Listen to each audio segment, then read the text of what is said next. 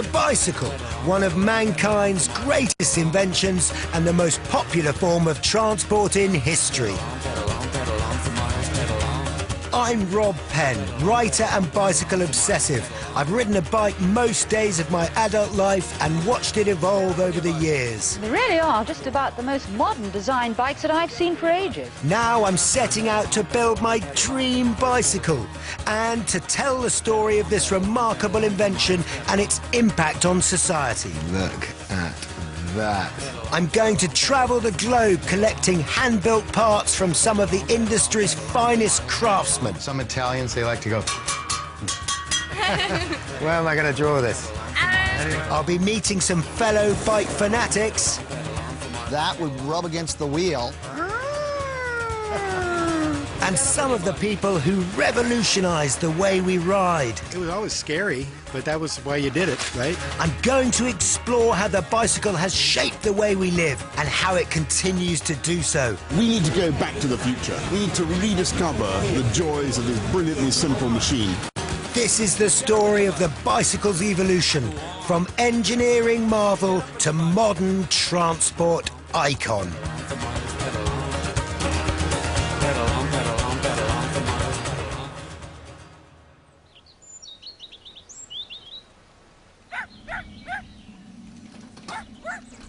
I've always been fascinated by the bicycle because for me it offers so much. I ride a bike to get to work, I ride a bike for work, I ride a bike to keep fit, I ride a bike to go shopping, I ride a bike to stay sane, I ride a bike to see my boys smile.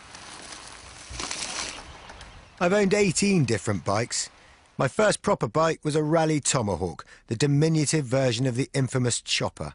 Then I graduated to a purple Rally Hustler, my pride and joy for the summer of '76, and the first in a succession of races. This is my slightly strange bike collection. The old mountain bike, a bit of a restoration project going on here. The new mountain bike, which is a rather lovely bike, perfect for the trails around here. The old racer, road racer, again, a bit of a work in progress. I'll have it fit for next winter. And the new racer, which is a rather lovely Italian frame. And that's rather nice. Dogs, out, out, go on, out. The bicycle has transformed my life as much as it's transformed society. In my late 20s, I abandoned a career as a solicitor, swapped my pinstripe suit for lycra shorts, and spent 3 years pedalling 40,000 kilometres around the planet. My old round-the-world bike, Manannan, as it's called, which I cycled 24,500 miles on over 3 years. You know, the bike's got memories. I can't really bring myself to throw it away, so it sits in the corner. None of these bikes reflect my lifelong passion for cycling. I want a new bike, a bike that I'll ride every day for the rest of my life. Now, obviously, you can go down the bike shop or go on the internet and buy a new bicycle, yeah, and I could be riding, you know, over the hill there tomorrow on a fantastic new carbon frame race bike, but that's not right. I don't want that. So I want a special bike, and I want a bike which I'm going to design and commission myself, and then I'm going to go around the world looking for the perfect parts. The perfect parts for that bicycle, not the most expensive, not the lightest, but the parts which match my bicycle. And that will be a bike which I ride off into the sunset in. You know, it'll see me out of cycling. I'm only going to spend this kind of money on a bicycle once, so I want to do it and get the best. I want to get my dream bike, basically. My journey begins in Stoke-on-Trent. I've come to Rourke Cycles, where I'll be having my steel frame hand-built. Jason Rourke is one of the UK's top frame builders, making 5 bespoke bikes a week. It's like watching an alchemist at work, using gas and liquid metal to bring the bicycle to life.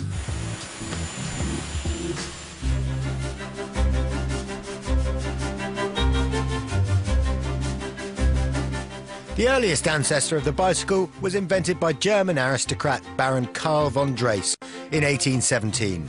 He realised a dream as old as mankind, a mechanical horse with wheels. Known as the running machine, it became the fashionable plaything of the rich in Regency England, hence its nickname, the dandy horse. The world had to wait 50 years for the next evolutionary leap. Around 1865 in Paris, the Michaud brothers put pedals and cranks on a dandy horse, and the velocipede was born. With wooden wheels, it was still heinously uncomfortable and deserved its new nickname, the Bone Shaker. Things then gathered pace, quite literally, with the development of the high wheeler or penny farthing. The large front wheel increased speed and comfort, and it was more affordable to the burgeoning middle classes. The height of the bicycle, of course, had one major disadvantage. When you fell off, it hurt. Finally, in 1885, a young engineer called John Kemp Starley from Coventry came up with the safety bicycle. So called because you could touch the ground with both feet. Starley is the greatest British inventor you've never heard of, and he gave us the first modern bicycle. All previous incarnations of the machine were obsolete in months. Almost every bicycle made since has conformed to Starley's diamond frame. The great thing about this is you're plunging back through history here, because this is effectively the shape of the bicycle that Starley came up with in 1885, the first safety bicycle. 2 triangles. And like I say, a set of simple steel tubes has been turned into this extraordinary weight-bearing machine which will take you wherever you want to pedal. I just want to get a rough idea what you look like on your bike. Just to start off. Jason's dad, Brian, is fitting me for my frame. Brian Rourke is a cycling legend. Winner of numerous national championships and milk race veteran, he's been fitting people to bespoke bicycles for 30 years.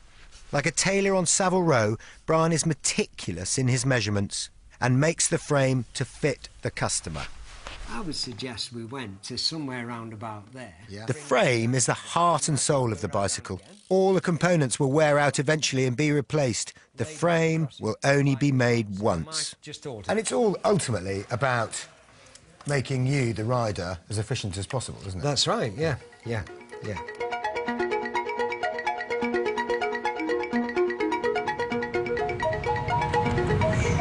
The car just came past us like the Flying Scotsman at full steam. Goodness knows how fast he was going. I mean, we're doing a ton, so he must have been going about 130.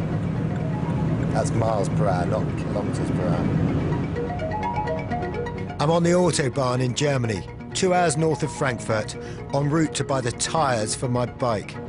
Continental tyres have an unrivaled reputation for reliability and quality, hand-built quality, in the bicycle world. But they mean more than that to me, because I had Continental tyres on the bicycle that I rode around the world, and they were fantastic, puncture-free tyres. The next evolutionary leap in the story of the bicycle was the invention of the pneumatic tyre.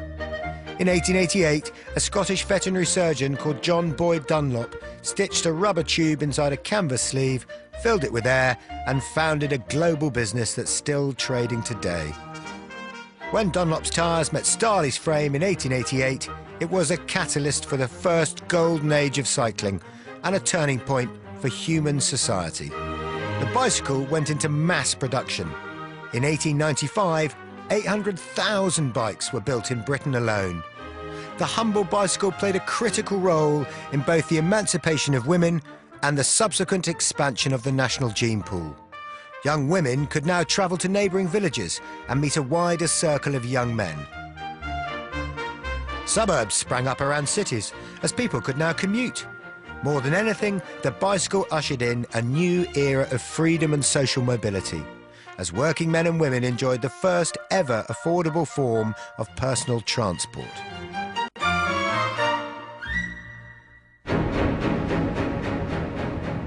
Continental is a global giant in tyre manufacturing. Though their main business is now automobiles, they've been making bicycle tyres since 1892. Almost deafening. I've only been here for about 15 minutes. But the noise and the heat and the smell, very intense. You know, you really get a sense of some heavy manufacturing going on here. It's like being in the, in the bowels of a Victorian steamship or something. The raw rubber is mixed with a cocktail of chemicals, heated up and melded with vast rolls of nylon to form the basic casing material. It's threaded with cotton to allow air bubbles to escape and then wound onto giant rolls and carried upstairs. Brilliant. OK, here we go. The rolls are then cut into thin strips and checked for flaws. Each strip will shortly be turned into a tyre. The constituent parts of the tyre are then folded together by hand. There's something like, you know, a Cuban cigar being rolled here. You know, it's the hands which keep the quality so incredibly high. Now it's ready for the final part of the process. The last stage is called vulcanization, a chemical process using sulfur that's changed little since Charles Goodyear invented it in 1839. So this is still flat. You could pull it apart with your own hands if you really wanted to. By the time it's been vulcanized in one of these extraordinary machines from still hot, it looks like that. It has form and shape. Vulcanization takes 3 minutes per tyre. The end result is checked and ready to ride. Right, here it comes. So I can take that out now? Just take him out. There it is. There's the tyre. Right. Here comes the next one. You take it. Look at them smoking. They're so hot off the press. Well, fantastic. Brilliant. Thanks, Will. Very welcome. I'm very, very excited to have these tyres. Yeah, this will cost you 80 euros. 80? Yeah. That's our dinner for the two of us.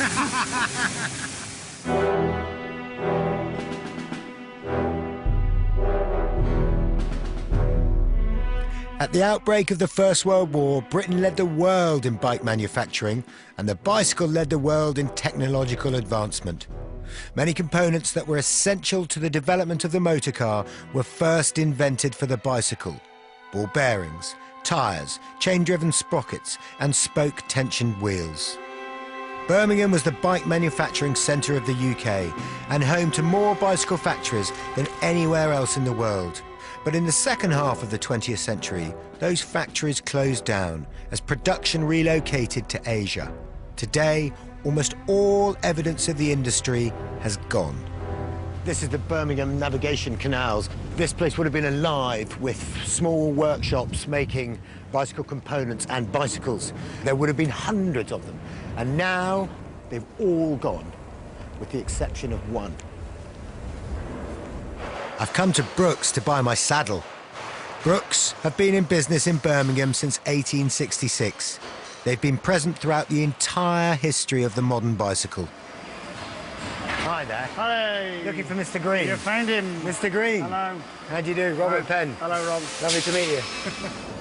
Following the death of his horse in 1878, the company's founder, John Boltby Brooks, borrowed a bicycle to commute to work. He found the wooden saddle so uncomfortable, he decided to make one for himself, in leather. The manufacturing process has changed little in over a century. Today, the company makes 150,000 saddles a year. Some of the models are identical to those of the 1890s. One of the fantastic things about the products that they make here is that they don't deteriorate with age, they get better with age. So you buy a Brooks saddle and you take it away and you ride it, and every year you own it, it improves. Demand for Brooks saddles has soared 300% in 6 years. Clearly, people want parts that are made to last. The leather comes from British cows and is processed in Belgium to meet Brooks' exacting standards. The first step, much like cutting pastry, is to cut out the basic leather shape. These are immersed in tepid water for an hour to soften them up. Now that they're wet and they're pliable, we can start to make the correct shape. Pure pressure, bring down the press, and it can be converted from one flat piece into a first shape like so. That's the start, isn't That's the start. That's what we call a block top.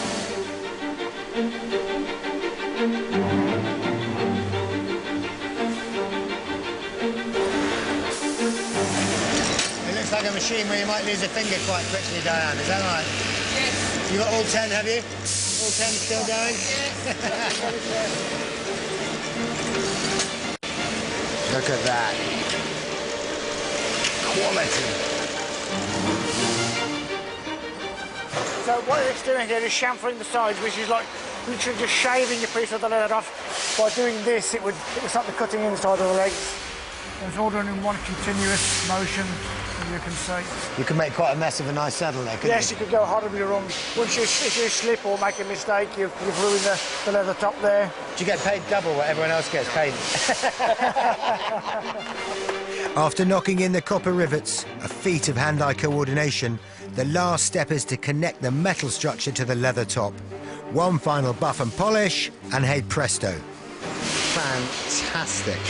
Well, it's doubly exciting having seen how it's made. Yes, exactly. And to know that, you know, it's all made by these, by hand. That's right. Absolutely fantastic. £90 later, I'm the very proud owner of a Brooks Team Professional. Look at that! Brooks! You beauty, look at that!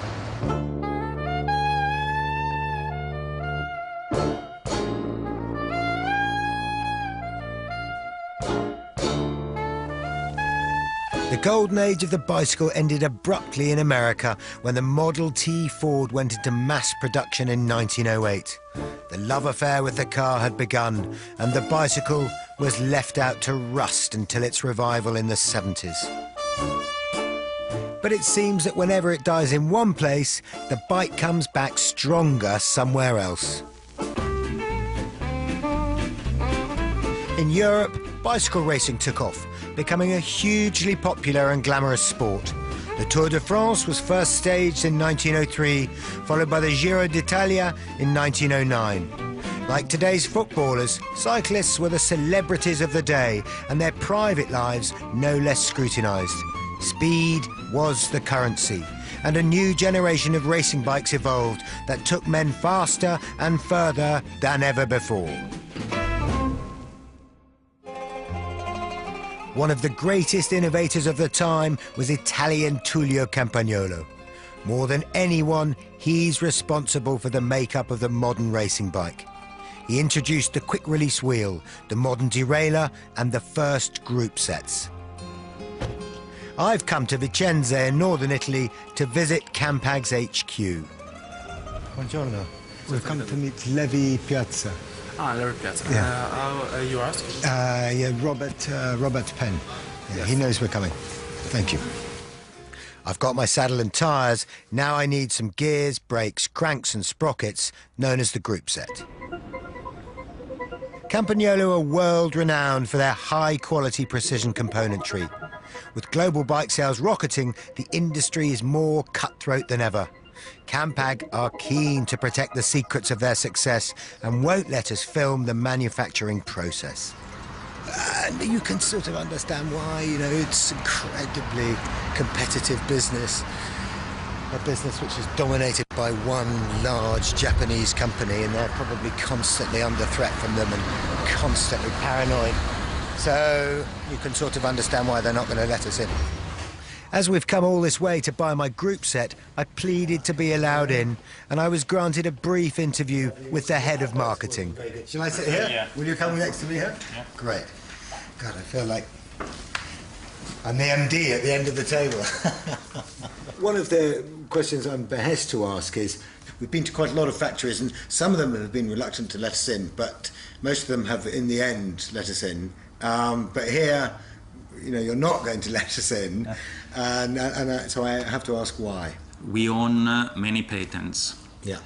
And it's important to understand that the bicycling business owns a lot of technology. Yeah.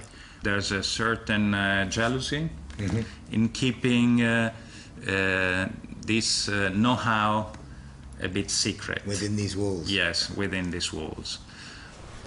Finally, it's time to collect a record group set, the top of the range. Lovely looking things, aren't they?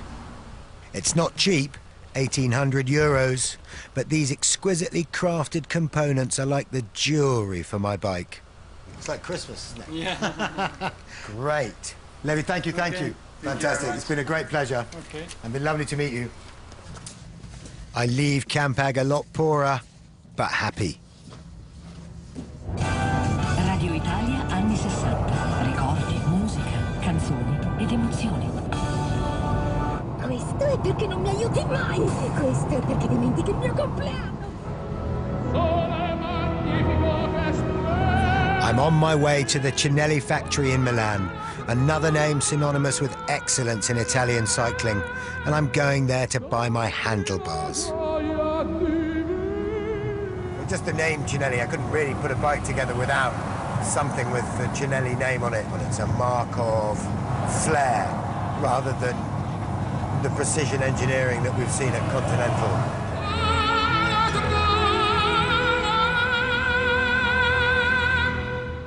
Mi scusi, mi non parlo italiano, parlo inglese. Buongiorno. Buongiorno. I'm here to meet Antonio Colombo, a bike builder, art dealer, and one of Italy's cycling philosophers. Cinelli dominated the pro racing world for half a century. Their hand-built bikes have won 28 Olympic gold medals. Like Campagnolo, they've stayed ahead of the pack through constant innovation, while Antonio manages to bring his own style to the manufacturing process. We have a nice round bottom bracket. Yep. Which is unusual. Usually Yes, yeah. And one day I said, well, could be a nice face here. So I think it's something which is new on a bicycle. I think it is something that's new on the bicycle. Which is the essence of cycling. Yeah. The handlebars are now made in Asia, but they're developed and tested here in Italy. I had wanted an aluminium bar, but Antonio is keen for me to go graphite. Well, I think I may have changed my mind. Of course. Yeah. Everybody's here to change mind. Well, you've convinced me that. Well, I rather like the idea of this. So it combines the classic D of the loop, which is something I wanted, and I like the way a bike looks from the side with the classic D of the handlebars. And the bicycle I'm having made is going to be, it's going to look better than I ride. Okay. You know what I mean?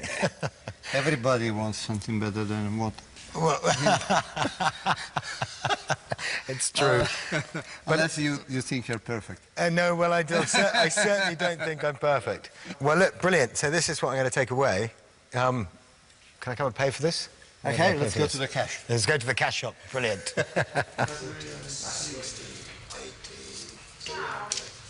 300.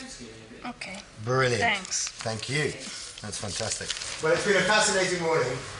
Thank you. One of your beautiful handlebars to take away with me, which I'm very grateful. I want to see the bicycle complete. I promise you I'll send you a photograph. Great. Complete bicycle. Fantastic. Thank you. Ciao. Ciao.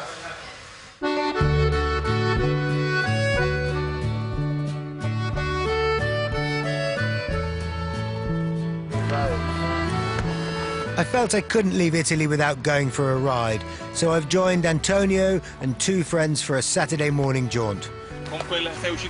Marco is a lawyer from Milan and a fellow bike obsessive. Lodovico works for Cinelli and is a typically well-turned-out Italian cyclist.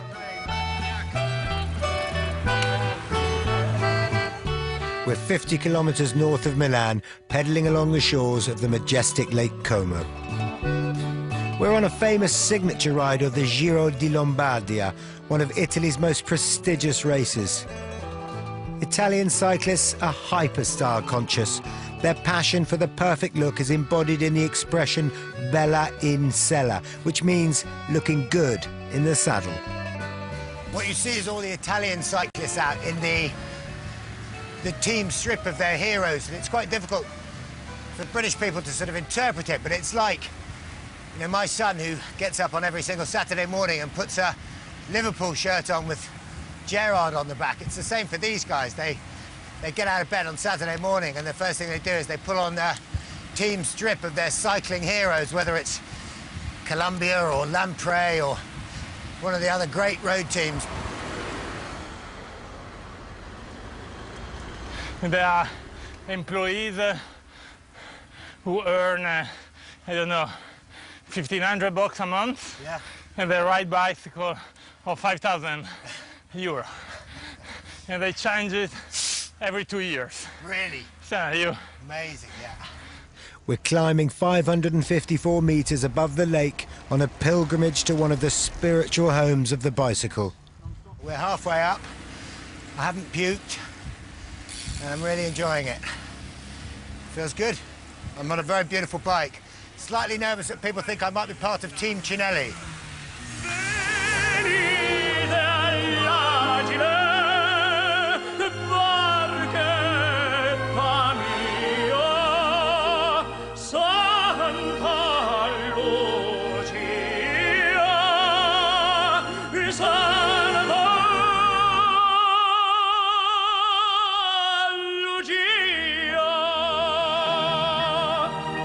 Our destination is the beautiful chapel of Madonna del Ghisallo, the patron saint of cycling. In 1949, Pope Pius XII declared Madonna del Ghisallo as the patroness of cyclists. Since then, the small chapel has become a shrine to cycling legends living and deceased.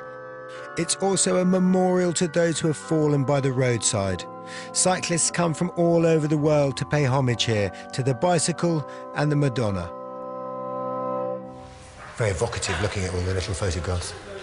And then there's various plaques with the names of the Italian cyclists on the wall. And it's very lovely, very lovely. It's a fantastic opportunity to come up here. So it's a bit of a pilgrimage, you know, in the middle of our journey to put my perfect bike together. I feel we want to come here and pay respect to Madonna del Ghisallo. And then maybe the patron saint of cyclists will look out for me in the future.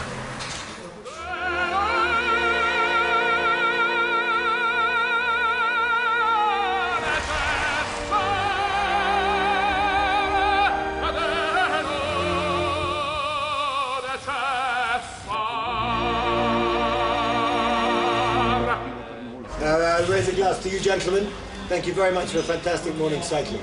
Thank you to you. Thank you. Thank you to you.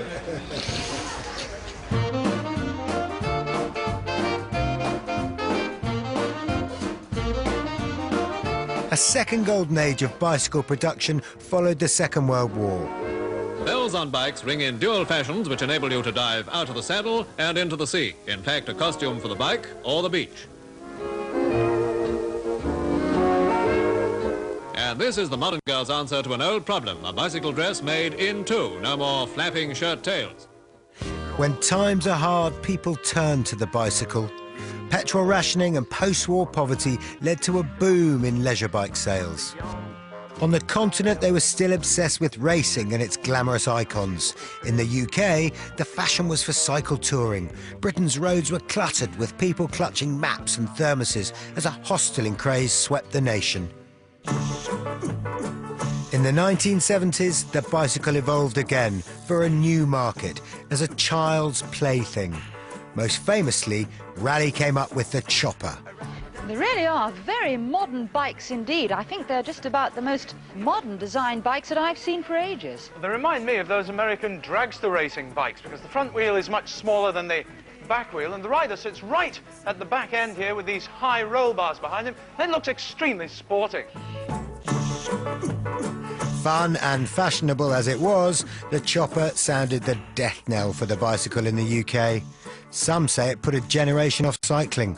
The small front wheel and the tall handlebars made it almost unrideable. Raleigh tinkered with Starley's frame and it didn't work. The bicycle was on its knees. Everyone now wanted a car. But what happened next was truly remarkable. It was saved by a bunch of hippies having fun.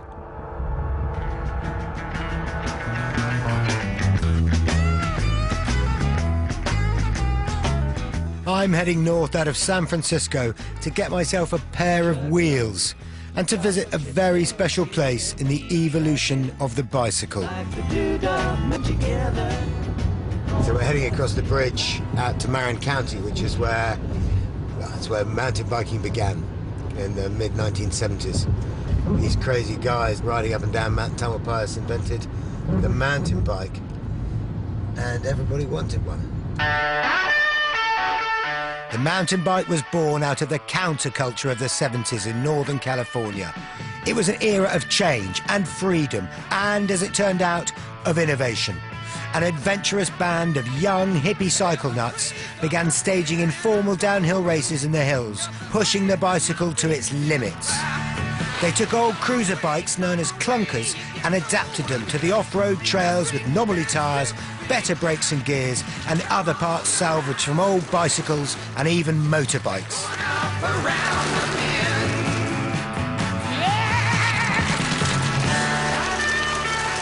It was always scary, but that was why you did it, right? I mean, if it was safe, it wouldn't be fun. Amazingly enough, I mean, heck, we didn't even have helmets. All things considered, we came out of it pretty unscathed. I never broke anything. Actually, I never broke anything in my life. I don't know just how I've been so lucky, but...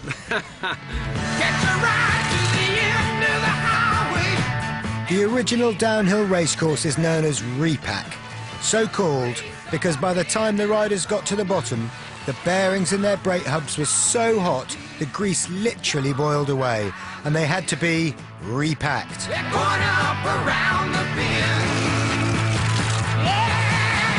The first repack race in 1976 was won by the only rider who did not crash. I've come for a ride with Charlie, Kelly and Joe Breeze. If Repack was the birthplace of the mountain bike, Charlie and Joe were the midwives. This turn here is rudely off camber. Yeah. I mean, and very slippery. You're coming into this turn, your foot's down over here, right? And your other foot's on the pedal, and if you're really good, there are no hands on the brakes. Yeah. Charlie and Joe are on a trip up memory lane and still proudly bear the scars 30 years on. Okay, right hand, left hand. Notice the large deformity happened up there.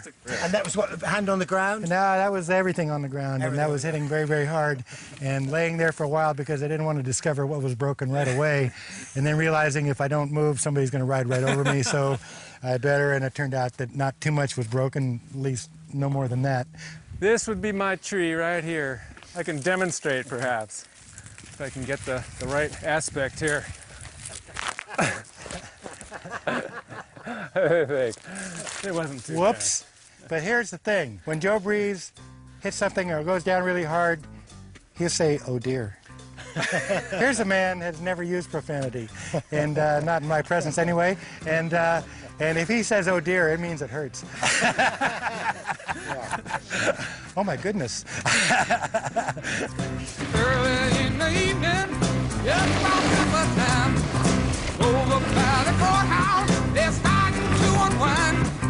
Four kids on the corner, trying to bring you up. Willie picks a tune out and he throws it on the hump. Down on the corner, out in the street, where the folks for the band, bringing his happy feet.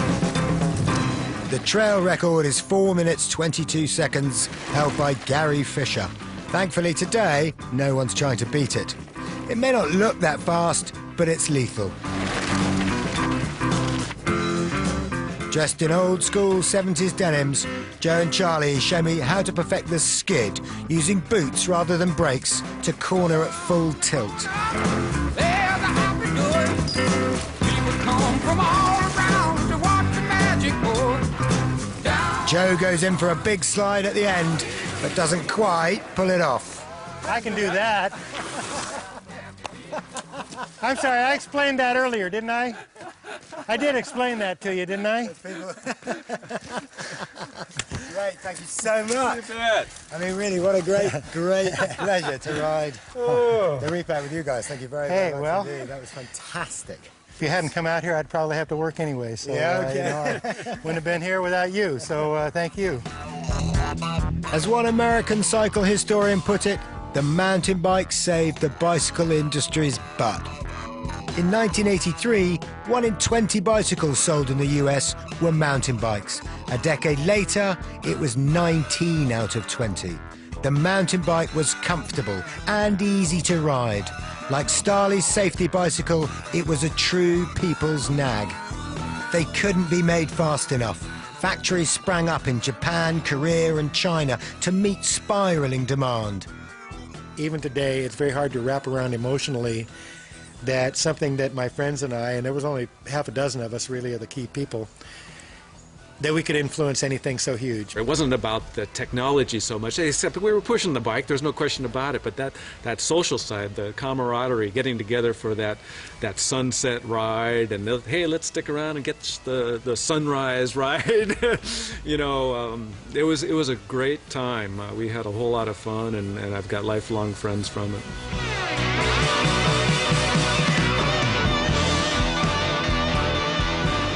The town of Fairfax in Marin County is now world famous as the birthplace of the mountain bike.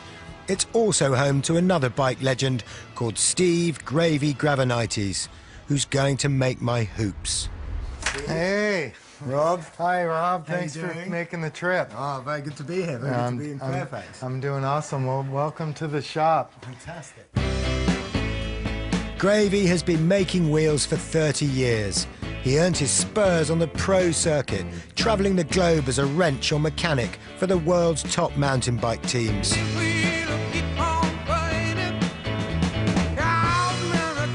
After calculating exact specifications for my wheels, Steve gets to work. The first part of the process is called lacing. Steve literally weaves the spokes onto the hubs and the wheel slowly starts to take shape. Well, one of the reasons that make my wheels so good is just my patience, really, and ability to just take my time and really fine-tune it. Yeah. You know, and I really do equate it to like a musical instrument. You're going to tune and tune until it's perfect, you know? You don't want it any other way. You don't want to have it attitude. Don't even listen.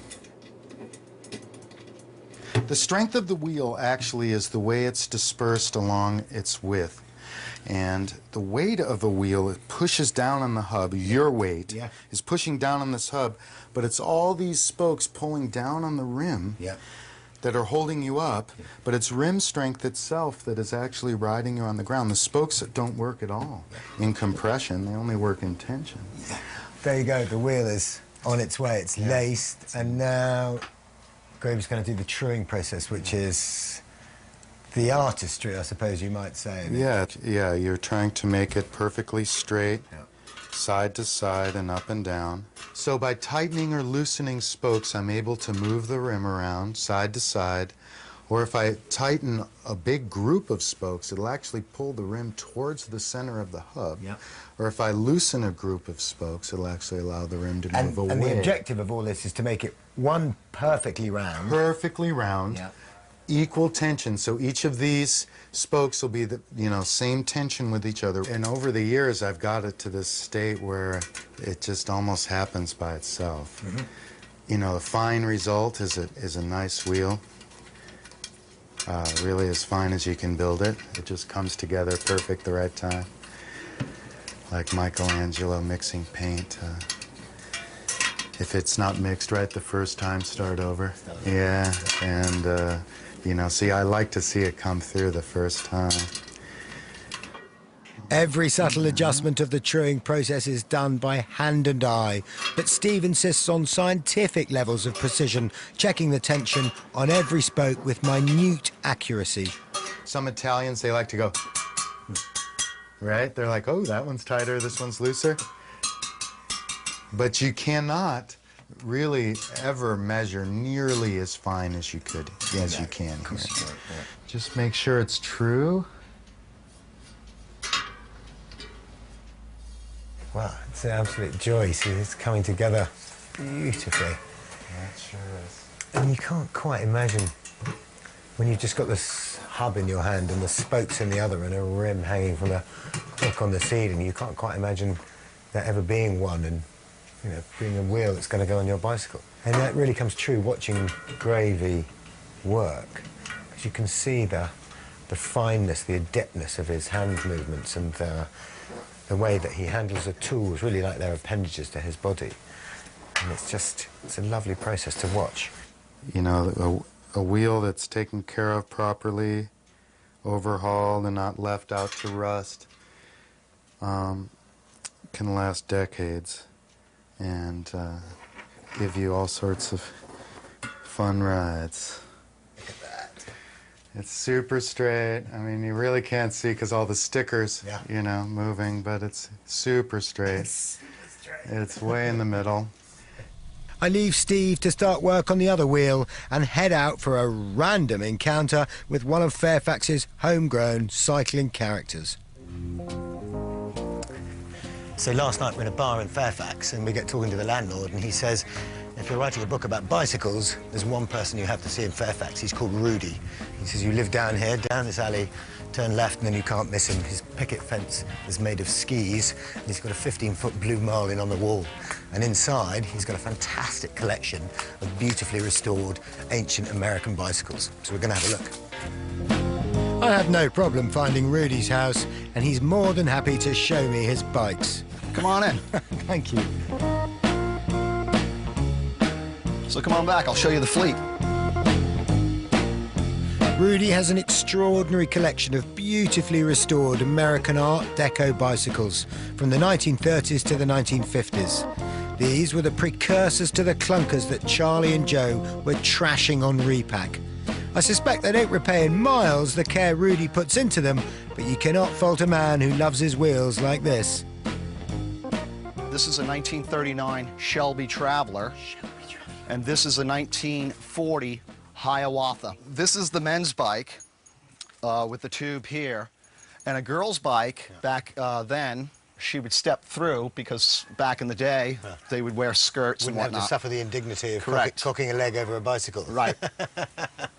And this is a 1948 Schwinn DX. And I transformed it into a what I call a fireman's bike. You would pull this, that would rub against the wheel, and it creates the... So you would pull that, it would rub, and then release. I mean, they have a tremendous feel. They make you feel like a kid as soon as you get on the end of the handlebars, yes, don't they? Isn't that lovely? What I really like about bicycles, the way the rack's designed, the way the lines flow, the color patterns, the horns, you know? And it's just, I'm just intrigued, and once I'm done with this particular bike, it goes back with the rest, and I'll start yet another one. It's my quiet time. Good. And it's you know, it's just a pleasure to, you know, when I snap the tank together, and you just get that feeling, and then like, okay, I want to do another section, but then it's back to the patience part of it when you're building.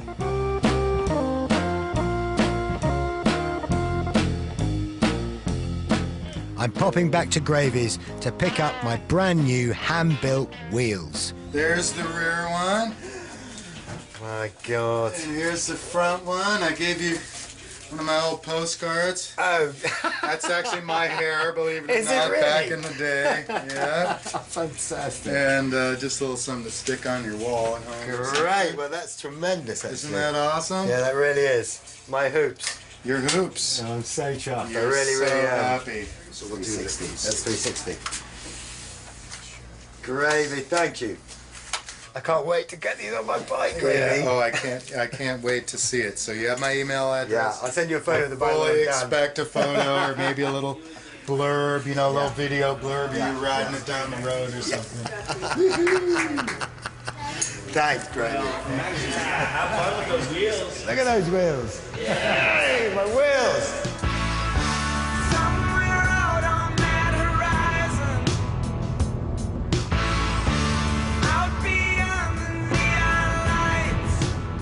I think there is definitely a return to craftsmanship. People are looking for engineering excellence, and they're looking for components which have longevity and durability. And I can see that in all the component manufacturers that I'm talking to. They're incredibly busy. Their order books are full. You can probably relate that to a renaissance in quality bicycles. People are looking for hard-wearing, beautifully made components which will last.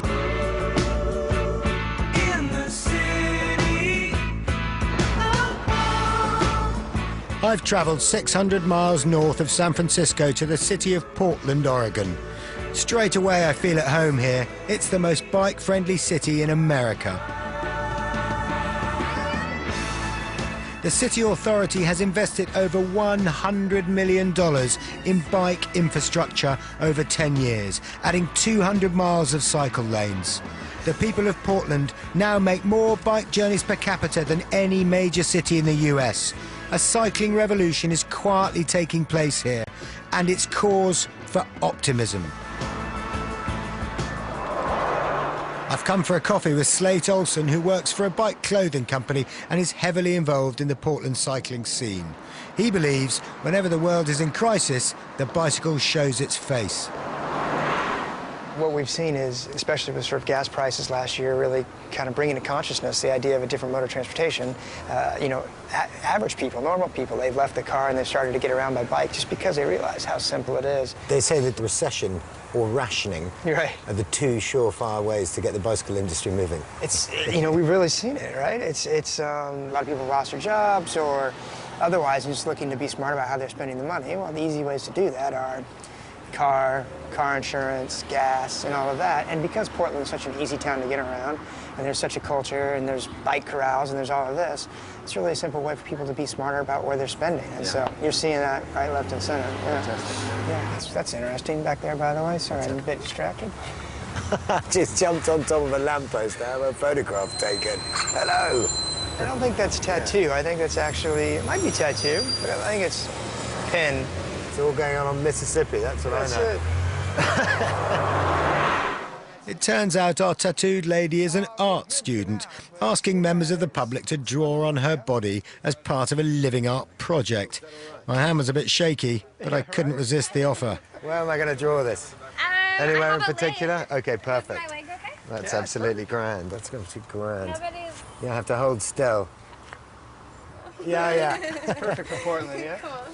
Good. Yeah, have fun. Thanks very much. Be good. Well, there you go.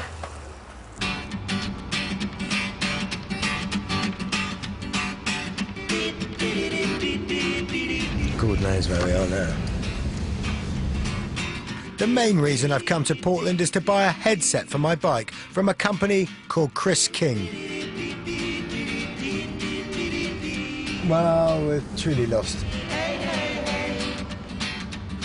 Do you know where Nella Street is? I don't know. You might ask them. Thanks very much. We had a 29. Yeah. Take a left. Yeah. I finally found a man who knows, or at least has heard of, Nella Street. He said it ain't much of a street, but he knows where it is. Chris King. You can see it written on a truck. Hallelujah. When I arrive, I'm told that the company owner, Chris King himself, doesn't give interviews and doesn't normally allow cameras in. But the head of marketing, Chris DiStefano, kindly allows us through the door for a quick but controlled glimpse of the factory. This would be the culmination of almost everyone else's tour. In fact, everyone else's tour ends right here. Okay, good. But because it's you and your dream bicycle, you're very kind. We'd like to take you past the red door. So please. Past the red door. Like Campagnolo, Chris King is trying to compete in an aggressive marketplace and guards its patents carefully. The headset joins the handlebars and stem to the frame of the bike, and Chris Kings are world famous for their craftsmanship and longevity. We finish our whistle-stop factory tour just in time for lunch. Come on into the cafe. Thank you very much. You're welcome. There's a very strong bike ethic at this company. Employees are actively encouraged to commute to work on 2 wheels rather than 4. One of the main ways that we promote cycling for our employees is when they ride to work, they get credit, and that credit can be used in the cafe. Okay, great. And then also 2 months out of the year, we have a bike commute challenge, where if you ride your bike to work and home every day, you get 2 extra days of paid time off. After lunch, it's time for me to collect my headset. Despite all the dazzling colours available, I plump for plain old silver, going for a touch of class. Your headset's lined up and is going to be ready for your dream bicycle, along with all of these other headsets that are going to go on somebody's dream bicycle as well. That's it. That for me? Yeah. Thank you very much indeed. Thank you for putting that together. No problem. You're very kind. Chris. All right. I really am very, very excited to have this in my hand. Now, pack that up, fly over, and we'll do a ride here. Okay, great. Wouldn't that be lovely? I'll be back. All right, great. Thank you. Thanks. Pedal on, for miles, pedal on. The city of Portland celebrates the bicycle with an annual event called the Bridge Pedal. The major bridges and the city centre are closed to cars. 18,000 people turn out on bikes in an emphatic statement of the city's commitment to 2 wheels. It makes a powerful impression upon me. Whenever I'm alone, I tend to brood, but when I'm out on my bike, it's a different mood. I leave my brain at home, get up on the saddle, no hanging around, I don't diddle-daddle. I work my legs, I pump my thighs, taking the scenery, passing me by, so come on, get up on your bike. You really haven't got the full spectrum of the cycling world out today, which is wonderful. Guys on their hand-built recumbents, and people on some pretty obscure tandems, right the way through to kids on their bike and people who get their bike out of the garage once a year just for this. And it's really, really lovely to see the full spread of humanity on bicycles riding around Portland. Ah. American cities are still enslaved to the automobile, but Portland is proof that if you create the right environment, people will ride bicycles. Health concerns, climate change, oil prices, these things are driving the bicycle back into public consciousness. I've got my wheels and my headset. It's time for me to leave America and head for home.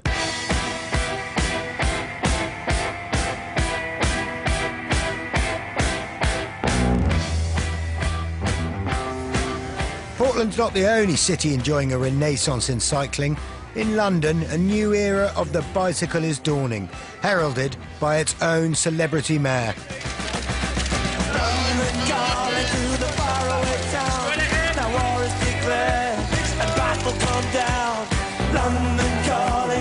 Around 50,000 Londoners have hit the streets for the Mayor of London's Sky Ride.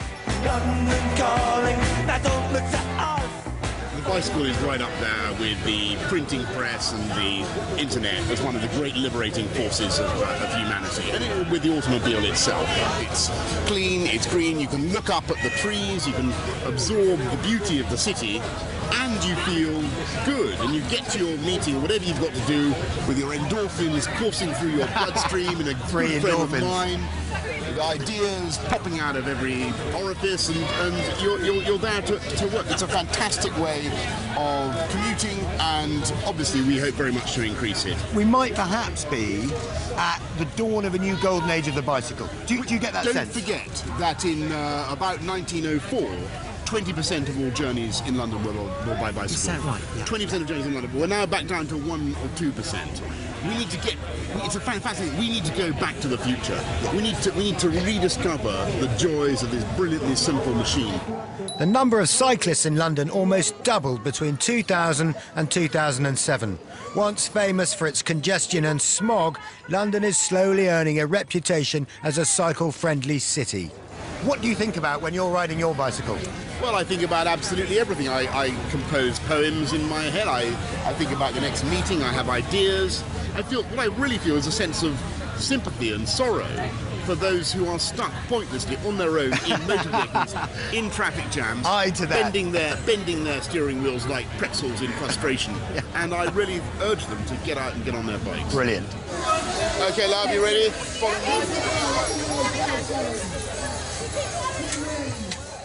I've come back to Rorke's Cycles, where Brian's son Jason is going to paint my frame.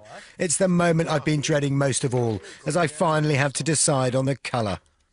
That's been popular over the last few years, like a sort of dark grey. Is it really? That's the colour we've just done Muhammad Ali's bike. Colour of blood. If it's good enough, Muhammad Ali, it's good enough for you. Pink?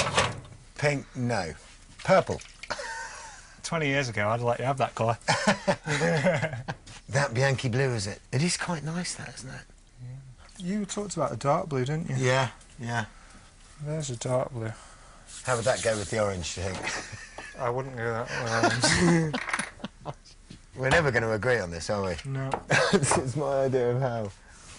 God, I'm great at procrastinating about which socks to put on in the morning. You know, now I've got to choose what colour my bike's going to be. Oh, no, here we go. Oh, there's a few more. Where's an orange? Give me an orange. Electric orange. Electric orange, come on. Well, that's actually that, as Jeremy Clarkson calls, Asbo orange. Asbo. I have got a slightly brighter orange than that, yeah. Yeah. So that would come out brighter, though, would it? Yeah. After an hour of agonising deliberation, I finally make up my mind. OK, blue and orange. Come on. I'm going for it. Let's do it before you change your mind. Hang on. I'm joking.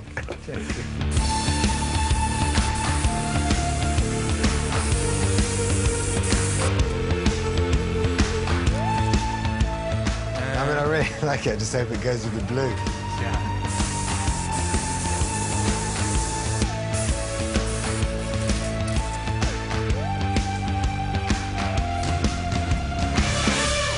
Look at that.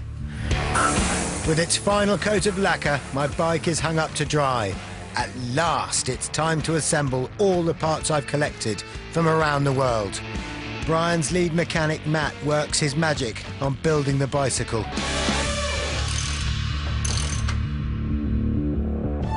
My dream bike is finally coming to life.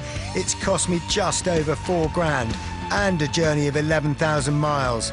It might just have the largest carbon footprint in the history of cycling, but I'm not that worried.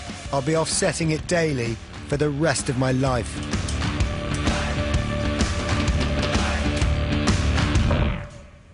There's an element of sadness, of course, because, you know, it's been a great journey we've been on, and this really is the culmination of it, the bike being put together.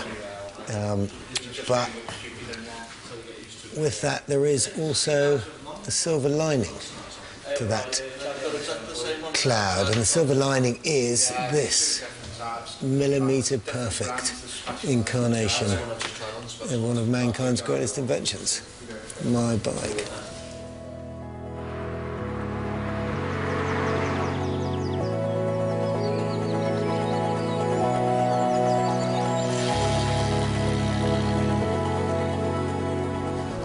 Let's go on my new bike for the very, very first time.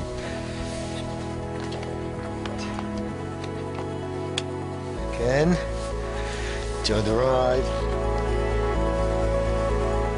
This bike reflects my lifelong love affair with the bicycle. It also carries my future hopes.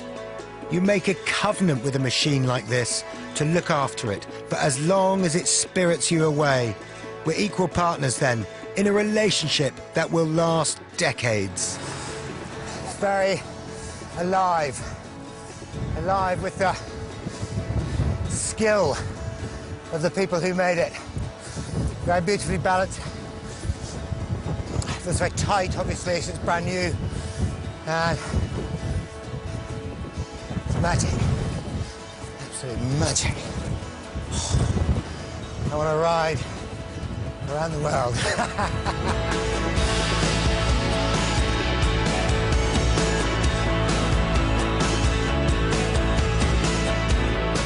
Everything I've seen on this journey suggests the bicycle is in good hands.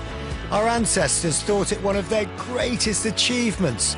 This idea is coming back into fashion, guided by craftsmen, expert engineers and innovators, and by the strong communities that exist wherever the bicycle thrives.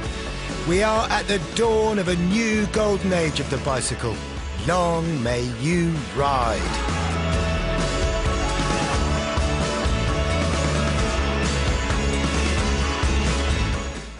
Next this evening here on BBC4, Horizon becomes the fifth horseman of the apocalypse with a guide to Armageddon.